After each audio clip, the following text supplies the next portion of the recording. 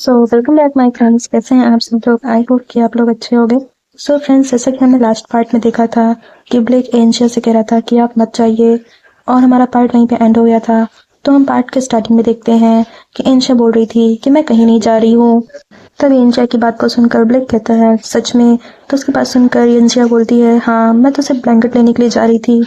और एंजिया की ये बात सुनकर ब्लेक शॉक्ड हो जाता है और ब्लश करने लगता है, और ब्लश करते करते जाके दूर कोने में बैठता है। और उसका ऐसा रिएक्शन देखकर इंशा अपने मन में कहती है कि अब ये दोबारा से बैकअप करने के बाद ऐसी हरकतें क्यों कर रहा है। फिर इंशा दोबारा से कहती है कि क्या आप साथ में नहीं सोना चाहते? तब इंशा की बात को सुनकर ब्लेक कहता है कि ये ऐसा नहीं है, क्या आप श्योर हैं या आप ठीक हैं कि आप एक मॉन्स्टर यानी मेरे साथ सोना चाहते हैं? तब उसकी बात को सुनकर इंशा कहती है योर हाईनेस, आप ऐसा दोबारा मत कहिएगा, आप मॉन्स्टर नहीं हैं। तब इंशा की ये बात सुनकर ब्लेक इंशा की तरफ देखता है और ब्लश करता है, फिर कहता है लेकिन। तब इंशिया ब्लेक का हाथ पकड़ते हुए कहती है मैंने आपसे पहले भी कहा है, योर हाइनेस ब्यूटीफुल है, आप मॉन्स्टर नहीं हैं और आपका कर्स वापस चला जाएगा। तब इंशिया की बात को सुनकर ब्लेक कहता है मेरा कर्स? तब इंशिया बोलती हाँ, आपका कर्स जरूर ही चला जाएगा। जब आप 18 ईयर्स के हो जाएंगे तब आपका कर्स चला जाएगा, वहीं से आपकी खुशियों की शुरुआत होगी। इसलिए आप डिस्करेज मत होइए और आप बिल्कुल भी परेशान मत होइए कि दूसरे क्या कहते हैं। तब इंशा की बात सुनकर ब्लेक कहता है 18 ईयर्स। तब इंशा बताती है कि जिस प्रकार बेलेशन फैमिली को प्रकाश का उत्तराधिकारी मिला है, उसी प्रकार इंपीरियल फैमिली गेरासिलियन को कर्स का उत्तराधिकारी मिला है। एम्परर फिलिप जिन्होंने एम्पायर को फाउंड किया था, उनका रिलेशनशिप गॉडेस ऑफ लाइट के साथ था। गॉडेस ऑफ लाइट ने अपनी पावर अपने बिलव्ड फिलिप को दी थी।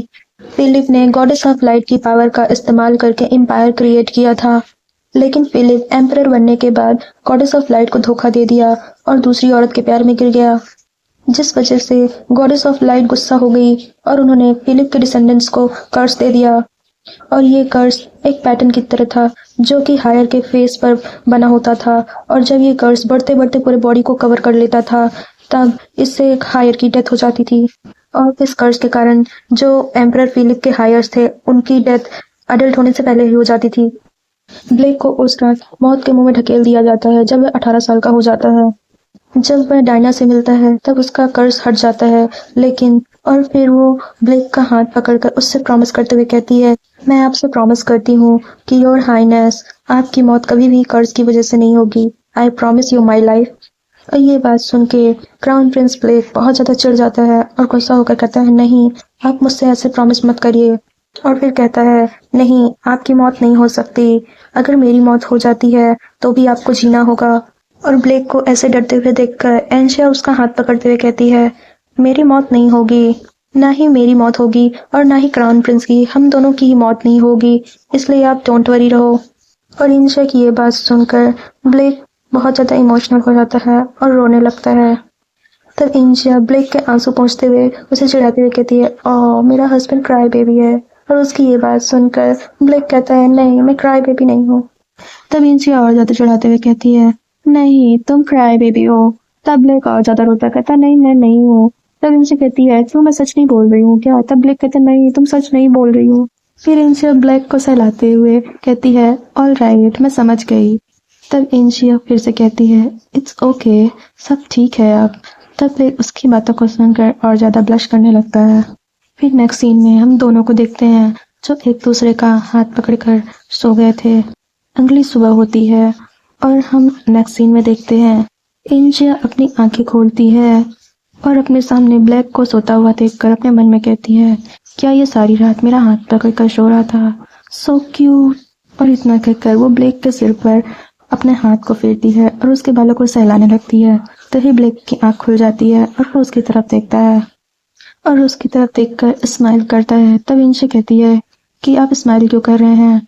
तब ब्लैक हंसते हुए कहता है मुझे ये पसंद है। फिर ब्लेक एंशिया की तरफ देखते हुए कहता है एंशिया, आप पूरी रात मेरे साथ थी। तब ब्लेक की ये बात सुनकर एंशिया बहुत ज्यादा ब्लश करने लगती है और कहती है तो फिर हम इसे कंटिन्यू कर सकते हैं, मैं ये आपके स्माइल के लिए करूंगी। फिर बताती है और इसी वजह से मैं ब्लेक के साथ कुछ दिनों के लिए रुकी, और ब्लेक के साथ कुछ समय बिताने के बाद मुझे ये रियलाइज हुआ कि ब्लेक तो कभी अपना रूम छोड़ते ही नहीं जब तक कि कोई जरूरी काम ना हो। वो हर वक्त या तो खाते रहते हैं या तो बुक पढ़ते रहते हैं अपने रूम में। और इसके अलावा मैंने एक और चीज़ नोटिस की जो बहुत ज़्यादा स्ट्रेंज थी। जब हम साथ में हर रोज़ खाना खाते हैं और कहती है अगेन ये वेजिटेबल्स वेजिटेबल्स। ये तीसरा दिन है जब मैं ब्रेकफास्ट लंच या डिनर में सिर्फ वेजिटेबल्स खा रही हूँ। क्या ये सच में रैबिट नहीं है? इसके अलावा हर रोज़ का मेन्यू भी सेम होता है। इवन जो सूप हमें कल मिला था वही सेम सूप हमें आज भी मिला। ये बहुत ज़्यादा सॉल्टी है और बिल्कुल भी अच्छा नहीं है। और ये सब सोचने के बाद वो ब्रेक से कहती है योर हाइनेस आपको किस तरह का खाना पसंद है? तब उसकी बात सुनकर ब्लेक कहता है वेल मुझे सब कुछ पसंद है। तब इंसिया पूछती है तो क्या आपको मीट या फिश पसंद है? तब ब्लेक कहता है हाँ मुझे पसंद है। तब उसकी ये बात सुनकर इंशिया अपने मन में कहती है तो ब्लेक वेजिटेरियन नहीं है। तो यहाँ पर ऐसा कोई भी पर्टिकुलर फूड नहीं है जिससे कि यहाँ पे केयरफुल होना पड़े। इसका सीधा सा मतलब है कि वो उस पर एक्स्ट्रा वर्क नहीं करना चाह रहे हैं। वो उसे इग्नोर कर रहे हैं क्योंकि वो कर्स्ड है। क्राउन प्रिंस और उसके वाइफ दोनों ही यंग हैं और पावरलेस, इसलिए वो हमें ओपनली इग्नोर कर रहे हैं। जहाँ तक मुझे याद है अभी क्राउन प्रिंस पैलेस का जो करंट हेड बटलर है वो मार्कस हैमल का बड़ा बेटा है। ये थोड़ा हार्श है।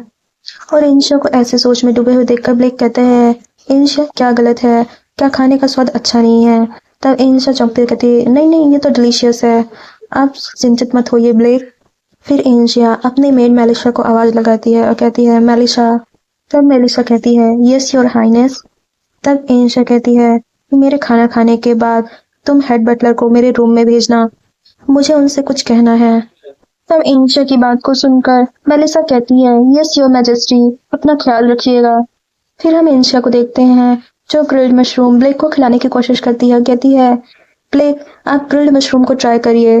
तब उसकी बात सुनकर ब्लेक कहता है ओ एंशिया मुझे मशरूम्स पसंद नहीं है। तब इंशिया ब्लेक पर जोर देते हुए कहती है कम ऑन जल्दी करिए, ये आपको अपनी हेल्थ के लिए खाना ही होगा।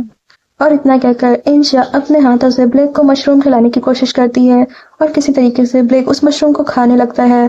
तब इंशिया कहती है कि आपको सिर्फ इसे निगलना नहीं है, आप ये श्योर करिए कि आप इसे चबा कर खाएं। और आखिर में किसी न किसी तरीके से ब्लेक मशरूम को खा ही लेता है और अपने ऊपर बहुत ज्यादा प्राउड फील कर रहा होता है कि मैंने कर लिया। और फिर इंशिया का हाथ पकड़ते हुए कहता है इंशिया आपके हाथ बहुत ज्यादा गर्म है, आपके हाथों को पकड़ने से मुझे अच्छा फील होता है। और ब्लेक की ये बात सुन के इंशिया तो मन ही मन खुशी से उछल पड़ती है और सो क्यूट कहते हुए कहती है बाद में ब्लेक से कि मैं बहुत खुश हूँ ये सुनकर कि आपको ये पसंद है, आप बाकी का सारा खाना भी फिनिश कर दीजिए। और ये बात सुनकर ब्लेक कहता है यस। तभी इंशिया दोबारा से कहती है वैसे बाय द वे ब्लेक को मेरे साथ कंफर्टेबल महसूस होता है, तो क्या ये पॉसिबल हो सकता है कि मेरे पास पावर ऑफ लाइट हो? फिर नेक्स्ट सीन में हम इंशिया के रूम का पार्ट देखते हैं जहां पर मेलिसा इंजस कहती है योर मैजेस्टी हेड बटलर आ चुके हैं। तब उसकी बात को सुनकर इंशिया कहती है उन्हें अंदर आने दो। फिर हम हेड बटलर को देखते हैं जो इंशिया के पास आता है और कहता है योर मैजेस्टी क्या कोई प्रॉब्लम है? तब उसको देखकर इंशिया अपने मन में कहती है तो ये है मार्कस हैमल का बड़ा बेटा। ये तब भी नहीं आया था जब मैं बीमार थी और ये सोचता है कि मार्कस हैमल का फ्यूचर सक्सेसर है। और फिर कहती है कि मैं क्राउन प्रिंस की वाइफ इंशिया हूँ और मैजेस्टी मैं आपको बताना चाहती हूँ कि हमारी मील बहुत ज्यादा खराब थी। तब इंशिया की बात को सुनकर वो हेड बटलर कहता है तो आपने इस कारण से मुझे यहाँ बुलाया है, मैंने सोचा कि कोई बड़ी इमरजेंसी होगी। तब उसकी बात को सुनकर इंशिया कहती है तो क्या एम्पायर के प्रकाश हमारे मैजेस्टी को परोसे जा रहे खाने में एक प्रॉब्लम है? बकवास, क्या ये तुम्हें अर्जेंट नहीं लगता?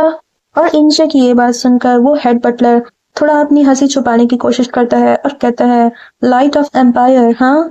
और फिर आगे कहता है योर मैजेस्टी आप यहाँ अभी अभी आए हैं इसलिए आपको बहुत कुछ नहीं पता है। एम्परर हमें इनफ फंड्स प्रोवाइड नहीं करते हैं, इसलिए इसमें हम क्या कर सकते हैं? और क्राउन प्रिंस पैलेस का जो बजट है वो इनसफिशिएंट है। तब उसकी बात सुनकर इंशिया उसे घूरती है और अपने मन में कहती है कम से कम जब वो झूठ बोलता है तो उसे अपनी सलाइवा को निगल लेना चाहिए। और क्राउन प्रिंस पैलेस के लिए बजट भले ही इनफ ना हो कि वो उस पर इतना लेविश तरीके से खर्च कर सके, लेकिन इतना भी कम नहीं है कि वो एक मांस का टुकड़ा ना खरीद सके। और इतना सोचकर इंशिया बहुत ही शांति से जवाब देते हुए कहती है ठीक है मैं समझ सकती हूँ। और इंशा की ये बात सुनकर वो बटलर तो सोचता है कि मैंने तो इसको अपने बॉटल में उतार लिया, और बहुत ही एरोगेंट तरीके से बोलता है कि मैं बहुत ज्यादा परेशान था कि आप अभी बहुत ज्यादा यंग है माय लेडी, इसलिए आप इस बात को समझ नहीं पाएंगी। लेकिन अब ये बात सुनकर मुझे थोड़ा रिलीफ मिला। और उस हेड बटलर की बात सुनकर इंशा कहती है मैं तुम्हें डिसमिस करती हूँ। और इंशा की ये बात सुनकर वो हेड बटलर बहुत ज्यादा शॉक हो जाता है और गुस्सा होकर कहता है क्या क्या। और इंशा उससे गुस्सा होकर बोलती है सर एडॉन। और सर एडॉन वहां पर आते हैं। तब इंशा वहां पर कहती है कि सर एडॉन, क्राउन प्रिंस के बजट के साथ छेड़छाड़ करने और उनके बजट को गबन करने वाले इस ब्राउन हैमल को जेल में डाल दिया जाए और इस पर चार्जेस लगाए जाएं। तब इंशा की ये बात सुनकर वो हेड बटलर और ज्यादा गुस्सा हो जाता है और चिल्लाते हुए कहता है क्या गबन से तुम्हारा क्या मतलब है, तुम गबन का मतलब भी जानती हो। तब उसकी बात को सुनकर इंशा उस पर चिल्लाते हुए कहती है मुझे पता है कि गबन का क्या मतलब है। तब इंशा की बात को सुनकर वो हेड बटलर और ज्यादा चिल्लाते हुए कहता है कि मुझे यहाँ से जाने दो, तुम नहीं जानती मैं कौन हूँ, मैं मार्कस हैमिल फैमिली का उत्तराधिकारी हूँ। तुमने मॉन्स्टर क्राउन प्रिंस से मैरिज की है और तुम अपने आप को क्राउन प्रिंसेस बुलाती हो, तुम्हें इसके लिए रिग्रेट होगा। तब इंशा उसकी बातों को नजरअंदाज करते हुए गुस्से में कहती है कि इसके ऊपर एक और चार्ज जोड़ो कि इसने क्राउन प्रिंस और उसकी वाइफ को इंसल्ट करने की कोशिश की है। और इंशा की ये बात सुनकर सर एडॉन अपना सिर झुकाते हुए कहते हैं यस योर मैजेस्टी। वहीं पर वो मार्कस हैमिल बोल रहा था मुझे जाने दो, मुझे जाने दो। और उसकी ऐसी हरकत को देखकर सर एडॉन बहुत ज्यादा गुस्सा हो जाते हैं और उसकी तरफ बहुत ही गुस्से भरी नजरों से देखते हैं, जिसके कारण वो हैमिल डर जाता है। फिर हम देखते हैं कि इंशा बता रही होती है कि जब से मैंने अचानक से हेड बटलर को क्राउन प्रिंस के महल से बाहर निकाल दिया, तब से क्राउन प्रिंस के पैलेस का वातावरण बदल गया और क्राउन प्रिंस के पैलेस की सिचुएशन अनस्टेबल हो गई। लेकिन मैंने इस बात की चिंता ना करते हुए क्राउन प्रिंस के पैलेस से बहुत सारे लोगों को फायर कर दिया। और तभी वहां पर एडॉन आते हैं और कहते हैं हिज मैजेस्टी आपके रिक्वेस्ट में मैंने ये सारी लिस्ट लाई है। तो इंशा उस लिस्ट को देखती है, कहती है एक फैक्ट ये है कि जब ब्लेक को क्राउन प्रिंस के सीट से हटा दिया जाता है तब बहुत सारी कंट्रीज उसको धोखा दे देती हैं और फिर रिचर्ड यानी मेल लीड के साइड हो जाती हैं। इसीलिए अपनी साइड में हमें फ्यूचर में किसी भी गद्दार की जरूरत नहीं है। और फिर वो लिस्ट में एक पर्सन का नाम देखती है और कहती है ये पर्सन, और फिर खड़ी होती है और कहती है कि इस लिस्ट में जितने भी लोग हैं सबको फायर कर दो। और आगे बताती है कि जितने भी लोगों ने ओरिजिनल स्टोरी में ब्लेक को धोखा दिया मैंने उन सबको फायर कर दिया। और सबको फायर करने के बाद ये महल मुझे बहुत ज्यादा खाली खाली लग रहा है। तभी वहां पर मेलिसा आती है और कहती है वेल योर मैजेस्टी, सारे सर्वेंट्स और मेड जिनको एम्परर ने खुद चूज किया था आपने उन सबको फायर कर दिया। मैं सोच रही हूँ कहीं आपको कोई परेशानी ना हो। तब मेलिसा की बात को सुनकर इंशा कहती है मेलिसा क्या आप सच में परेशान हैं। तब उसकी बात को सुनकर एल्सिया कहती है कि ठीक है आपको चिंता करने की जरूरत नहीं है। तब उसकी बात को सुनकर मेलिसा खुश हो जाती है और कहती है यस योर मैजेस्टी। और फिर पूछती है कि आपको आपकी मील कैसी लगी। तब मील की बात को सुनकर इंशा को याद आता है कि उसके पास तो कोई शेफ ही नहीं है, उसने एक नहीं सारे शेफ को निकाल दिया। और कुछ देर सोचने के बाद कहती है कि तुम्हें इसके बारे में परेशान होने की जरूरत नहीं है, खाना मैं बनाऊंगी आज। और इंशा की ये बात सुनकर मेलिसा शॉक हो जाती है और कहती है योर मैजेस्टी। तो उसकी ये बात सुनकर इंशा कहती हाँ। और फिर मेलिसा से बताते हुए कहती है कि जब मैं पैलेस में पहले घूम रही थी तब मुझे वेयर हाउस में एक इंटरेस्टिंग चीज मिली, चलो मैं तुम्हें दिखाती हूँ, मुझे फॉलो करो। और फिर उसको लेकर वेयर हाउस में आ जाती है और कहती है हम आ गए। फिर उसको देखकर मेलिसा अपने मन में सोच रही होती है कि हर मैजेस्टी मुझे यहाँ खुद लेकर आई हैं। और फिर इंशा वेयर हाउस का दरवाजा खोलकर उसको अंदर लेकर आती है और कहती है टड़ा जो मैं तुम्हें दिखाना चाहती थी।